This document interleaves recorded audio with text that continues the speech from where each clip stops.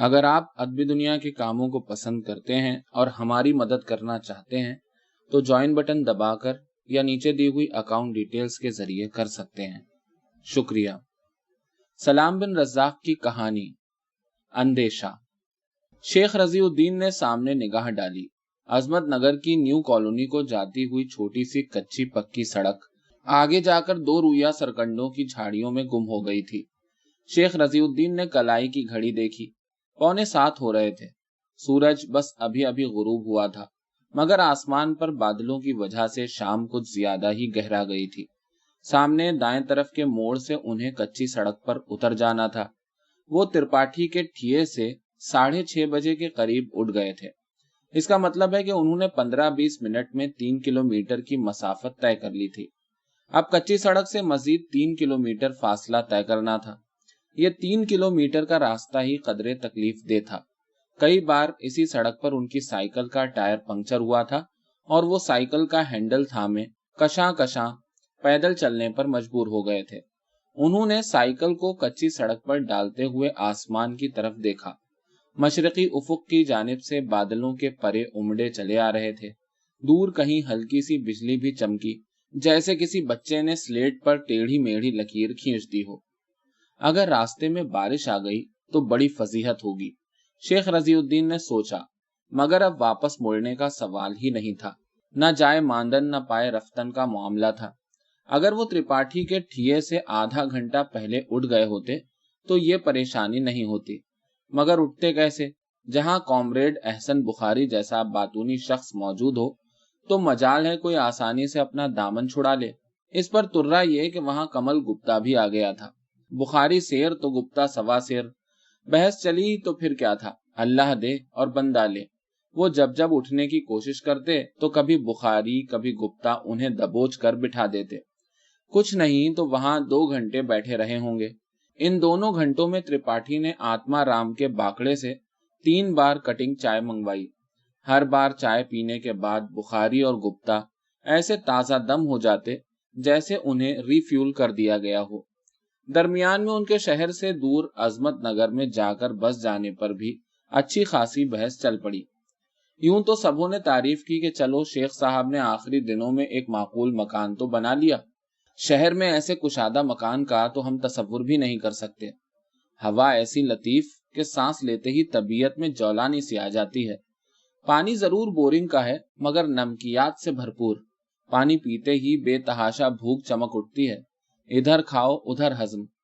مگر حسب عادت کامریڈ بخاری نے نکتہ نکالا، مگر میں پوچھتا ہوں شیخ صاحب نے عظمت نگر میں ہی کیوں گھر بنایا؟ اس لیے کہ اتنا کشادہ مکان اور اس قدر سستا عظمت نگر میں ہی بن سکتا تھا۔ گپتا نے ان کی جانب سے وضاحت پیش کرنے کی کوشش کی۔ نہیں، یہ بات نہیں ہے۔ سستا مکان عظمت نگر کے آس پاس شاستری نگر یا جنتا کالونی میں بھی مل سکتا تھا، مگر شیخ صاحب نے وہاں مکان اس لیے نہیں لیا کہ وہاں غیر مسلموں کی اکثریت ہے اور عظمت نگر میں 100% مسلم آبادی ہے۔ ارے یار، تو اس میں کیا برائی ہے؟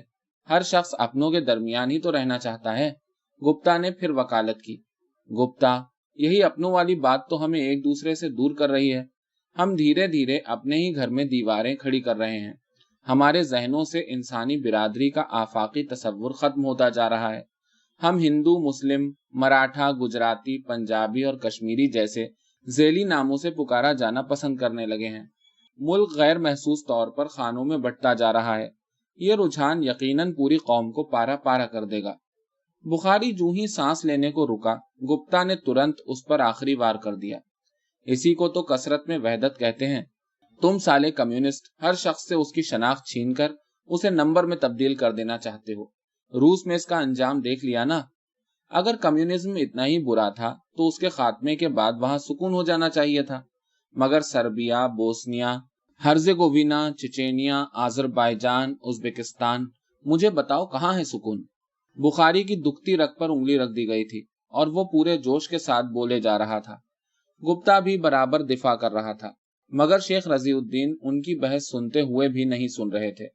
ان کے ذہن میں تو نئے گھر کو لے کر خود ان کے اپنے گھر میں چلنے والی بحث کی بازگشت ہونے لگی تھی۔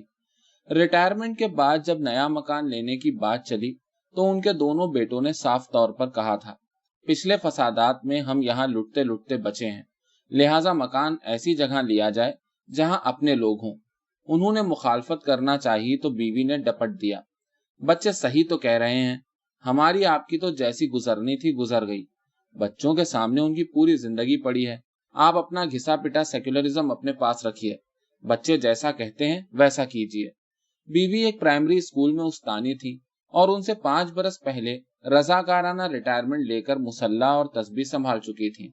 उन्होंने समझाने की कोशिश की, बेगम आप पढ़ी लिखी हैं, मामले को वसी तनाजुर में सोचिए। फसाद तो हवा का एक आर्जी झोंका होता है, इधर आया और उधर गया, मगर अलहदगी पसंदी का रुझान पूरी कौम को तबाही के दहाने पर ला खड़ा कर देगा। अब्बा जान, आप हमेशा हवा के रुख को देखते रहे, मगर कश्ती में सुराख हो गया है, इसकी आपको खबर ही नहीं। अब मामलात वैसे नहीं हैं जैसे आपके वक्तों में हुआ करते थे, मसाइल ज्यादा पेचीदा हो गए हैं। आप हमेशा कौमी यकजहती और मेल मिलाप की बातें करते हैं, मगर यहाँ तो हमारी शनाख्त ही खतरे में पड़ गई है।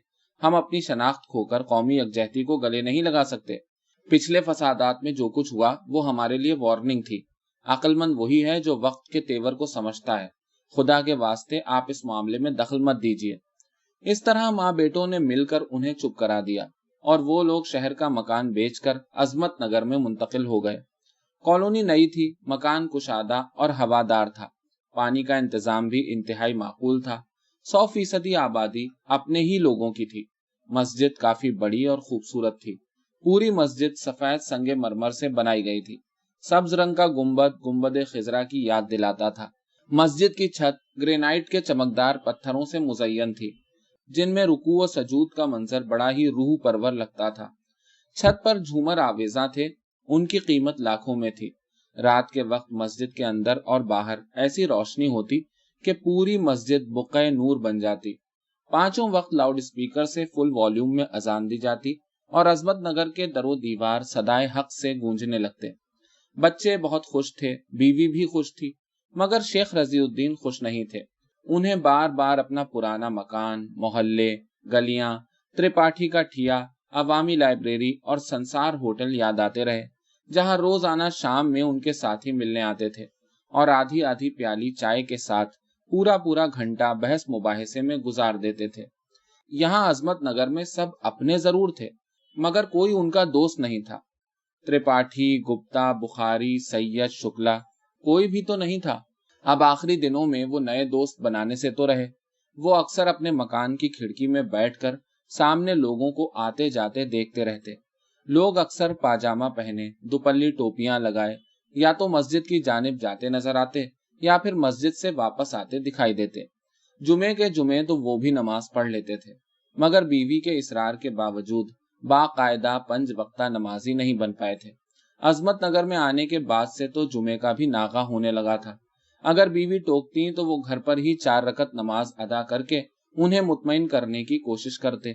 बीवी कहती, इतनी शानदार मस्जिद छोड़कर आप घर ही में टक्करें मार लेते हैं, ये कोई अच्छी बात तो नहीं। जानते हैं इस मस्जिद में नमाज पढ़ने को लोग सादत समझते हैं, क्योंकि इसमें पहली अजान मदीना के मुअज्जिन ने दी थी और इमाम मक्का ने इमामत फरमाई थी। भाई मुझे सब पता है, खुदा के वास्ते आप अपना वाज बंद कीजिए। मेरा इस मस्जिद में दिल नहीं लगता। इसमें कदम रखते ही मुझे यूं महसूस होने लगता है जैसे मैं किसी बहुत बड़े थिएटर में दाखिल हो गया हूँ। इस रिमार्क पर बीवी आपे से बाहर हो जाती। आपको शर्म नहीं आती दीन का मजाक उड़ाते हुए? जिंदगी भर तो आपने कुछ किया नहीं, अब आखिरी दिनों में तो आखिरत का कुछ सामान कीजिए। याद रखिए, कयामत के रोज सबसे पहले नमाज के बारे में ही पूछा जाएगा। रोजे महशर के जहाँ गुदास बोवद, अव्वली पुरसिश नमाज बोवद। बीवी के तेवर देखकर शेख रजीउद्दीन साहब या तो किसी मोटे से नॉवेल में गर्दन डाल देते या फिर चप्पलें पहनकर चुपचाप बाहर निकल जाते। वो जानते थे कि मजहब के मामले में वो अपनी बीवी को हरगिज कायल नहीं कर सकते। वो सैदानी थी और जब भी मजहब के ताल्लुक से कोई बहस छिड़ती तो तेगे बर्रा की तरह बेनियाम हो जाती।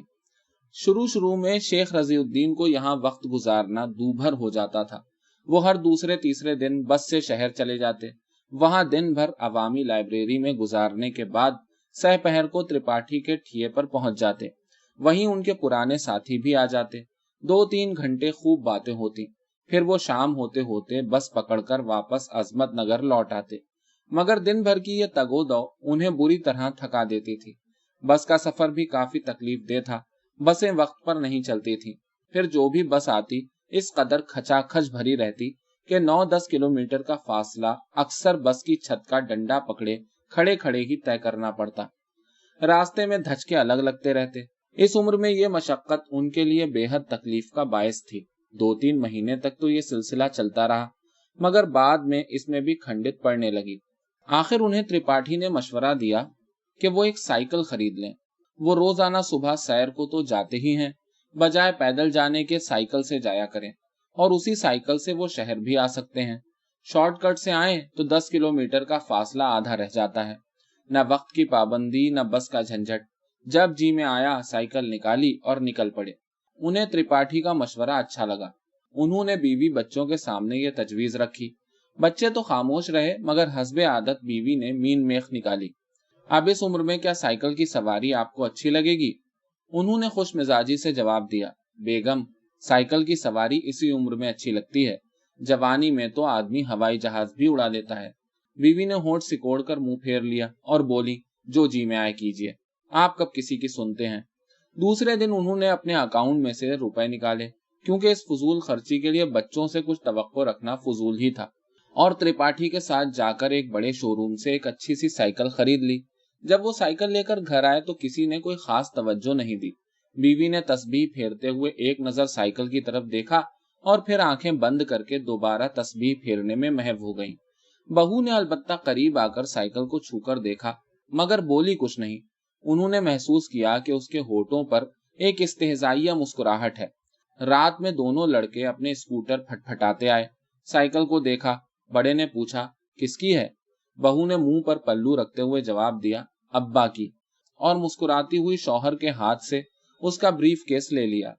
छोटा रात में जरा देर से आया। उसने घर में दाखिल होते हुए माँ से पूछा, माँ, बाहर साइकिल किसकी है? बीवी तिलावत कर रही थी। उन्होंने बजाय मुंह से कुछ कहने के उनकी तरफ गर्दन से इशारा कर दिया। बेटे ने कुछ अटती सी निगाह बाप पर डाली और गर्दन को झटका देकर अपने कमरे में चला गया। पूरे घर में सिर्फ पप्पू, उनका पोता, ऐसा था जिसने साइकिल को देखते ही एक किलकारी मारी और तालियां बजाता हुआ करीब आकर साइकिल को इधर उधर से टटोल टटोल कर देखने लगा। वो अभी 7 बरस का था, 3rd स्टैंडर्ड में पढ़ता था। उसने दादा का हाथ पकड़कर मचलते हुए कहा, दद्दू, हमें भी साइकिल चलाना सिखाइए ना। उन्होंने उसे साइकिल पर बिठाया, आंगन में एक चक्कर लगाया और बोले, बस इस वक्त इतना ही। अगले महीने तुम्हारे लिए छोटी सी साइकिल खरीदेंगे, तब तुम्हें साइकिल चलाना भी सिखाएंगे। पक्का? बिल्कुल पक्का। पप्पू वादा लेकर अपना बल्ला लहराता हुआ बाहर चला गया और वो घर के दीगर अफराद के सामने कुछ झेपे झेपे से अपने कमरे में चले गए। साइकिल आ जाने से वाकई उन्हें बड़ी राहत मिली। रोजाना सुबह सैर के लिए निकल जाते और हाईवे का चक्कर लगा आते। सुबह के वक्त ठंडी हवा के लतीफ झोंके रगों पे में ऐसी ताजगी भर देते कि दिन भर थकन का एहसास नहीं होता। शहर जाने के लिए बस के झंझट से भी निजात मिल गई थी। अब वो हर शनिचर को 3-3:30 बजे के करीब शहर की तरफ निकल जाते।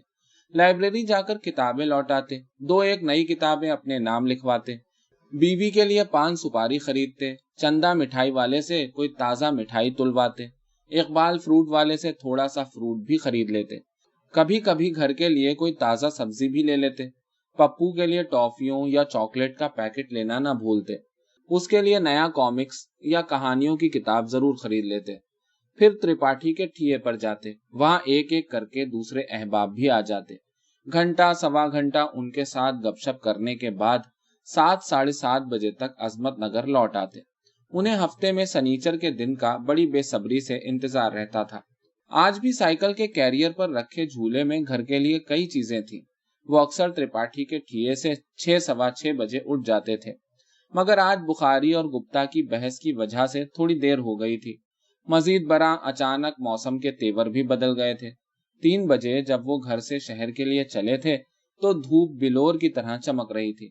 वापसी में भी 6:30 बजे तक आसमान पर बादलों का नामो निशान नहीं था, मगर उस कच्ची सड़क पर आते आते बादल यूं उमड़ आए थे जैसे उफुक की ओट में कहीं दुबक कर बैठे थे और अब अचानक पूरे आसमान को अपनी आगोश में समेट लेना चाहते हों। उन्होंने गर्दन उठाकर फिर एक बार आसमान की तरफ देखा और आहिस्ता आहिस्ता पैडल मारते हुए घर की तरफ बढ़ने लगे। सड़क नापुख्ता जरूर थी मगर ना हमवार नहीं थी। इस रफ्तार से वो आधे घंटे में घर पहुंच सकते थे। पुख्ता सड़क जिससे बसें, ऑटो रिक्शाएं और दीगर सवारियां गुजरती थीं, काफी घूम कर जाती थी। साइकिल से कम 1.5 घंटा लग जाता था। इसके अलावा मोटरों की आमदोरफ्त की वजह से काफी चौकन्ना रहकर साइकिल चलाना पड़ती थी, जिससे जहन पर लगातार तनाव की कैफियत तारी रहती। कच्ची सड़क से न सिर्फ वक्त की बचत थी बल्कि ट्रैफिक न होने की वजह से साइकिल चलाने में एक किस्म की फरहत का एहसास होता था। सड़क के दोनों तरफ सरकंडों की झाड़ियों के साथ घने दरख्तों का सिलसिला सा चला गया था, जिसके सबब दिन के किसी भी वक्त यहाँ से गुजरें सर पर दरख्तों की छांव साया फिगन रहती। मगर उस वक्त आसमान पर बादलों की वजह से सड़क सरे शाम ही धुंधलके में डूब गई थी। शेख रजीउद्दीन ने कदरे तशवीश से दाएं बाएं देखा और जल्दी जल्दी पैडल मारने लगे। वो अंधेरा घिर आने से पहले उस छोटी सी पुलिया तक पहुंच जाना चाहते थे, जिससे गुजरते ही अजमत नगर की कॉलोनी शुरू हो जाती थी और दरख्तों और झाड़ियों का सिलसिला पीछे छूट जाता था। तेजी से पैडल मारने के सबब उनकी सांस की रफ्तार भी कदरे तेज हो गई थी।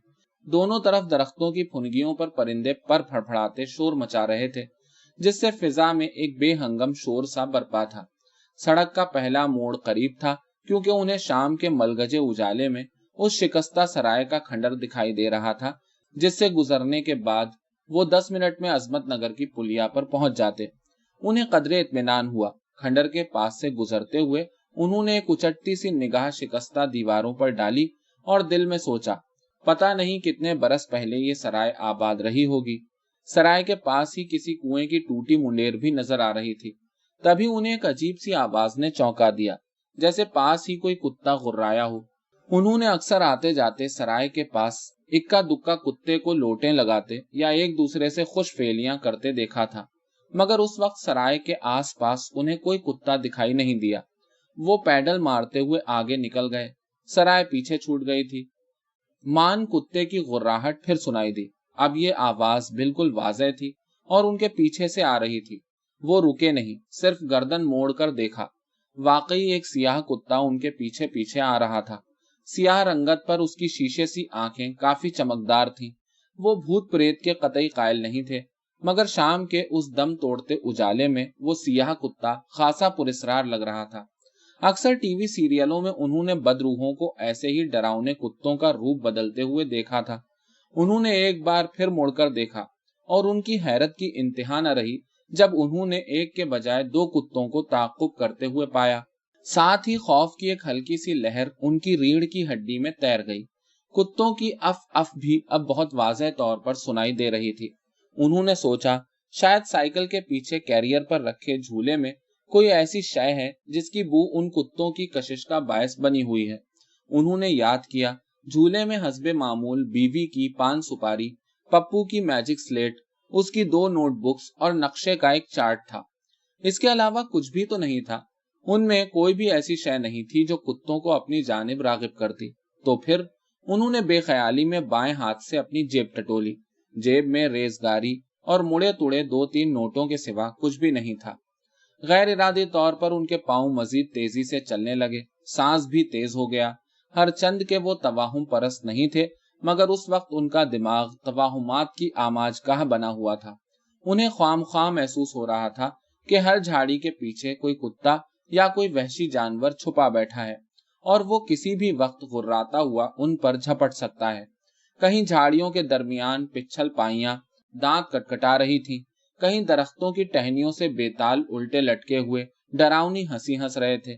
ठंडी हवा चल रही थी। इसके बावजूद उनकी पेशानी और गर्दन पसीने से भीग गई। चाहते हुए भी अब वो मुड़कर देखने की हिम्मत नहीं कर पा रहे थे। बस सामने नीम अंधेरी सड़क पर नजरें जमाए मुतवातिर पैडल मारे जा रहे थे। कुत्तों की गुर्राहट बतदरीज तेज होती जा रही थी। उन्हें महसूस हुआ गुर्राहट के साथ उनकी तादाद में भी इजाफा हो गया है और जैसे किसी अनदेखी कुव्वत से मगलूब होकर उन्होंने तीसरी बार मुड़कर पीछे देख लिया। खौफ और दहशत से उनकी चीख निकलते निकलते रह गई। 1 या 2 नहीं बल्कि 10-12 कुत्तों का गौल एक खास आहंग के साथ अफ अफ करता उनके पीछे चला आ रहा था। अचानक हैंडल पर उनके हाथ कांपे, पैडल पर से पांव फिसला और साइकिल डगमगा गई। इसी दौरान एक बड़ा सा रोड़ा पहिए के नीचे आ गया। उन्होंने संभलने की बहुत कोशिश की, मगर संभलते संभलते साइकिल उनके काबू से बाहर हो गई और तकरीबन कलाबाजी सी खाते हुए वो दूर जा गिरे। साइकिल दूसरी तरफ लुढ़क गई। गिरते गिरते उन्होंने दोनों हथेलियां जमीन पर टेक दी। इसके बावजूद उनका माथा जमीन से टकरा गया। चंद लम्हों तक आंखों के सामने तरमरे से उड़ते रहे। जब कदरे होश आया तो देखा कि घुटनों पर पाजामा फट चुका है। दोनों घुटने और हथेलियां बुरी तरह छिल गई थीं। कपड़े धूल में अट गए थे। माथे को छूकर देखा, पेशानी जमीन से टकरा जरूर गई थी, मगर चोट ज्यादा नहीं लगी थी। साइकिल एक तरफ लुढ़की पड़ी थी और कैरियर से झूला छटक कर दूर जा गिरा था। झूले का सारा सामान बिखर गया था। मान ताक़ुब करते हुए कुत्ते घुर्राते और दांत निकोसते बिखरे हुए सामान पर टूट पड़े और चश्म जदन में सारी चीजों को भंभोड़ कर रख दिया। पान सुपारी, इमरतियां, टॉफियां, मूली गाजर, इंजीर सब मिट्टी धूल में मिल चुके थे। पप्पू की मैजिक स्लेट एक तरफ पड़ी चमक रही थी और भारत के नक्शे का चार्ट पुर्जा पुर्जा हवा में बिखर चुका था। शेख रजीउद्दीन अपने जख्मों को सिकोड़े खौफजदा निगाहों से उस वहशतनाक मंजर को देख रहे थे। चंद लम्हों में एक एक चीज को तहस नहस करने के बाद वो सारे कुत्ते आसपास की गुंजान झाड़ियों के दरमियान फैले अंधेरे में यूं गायब हो गए, गोया वो उसी अंधेरे का हिस्सा रहे हों।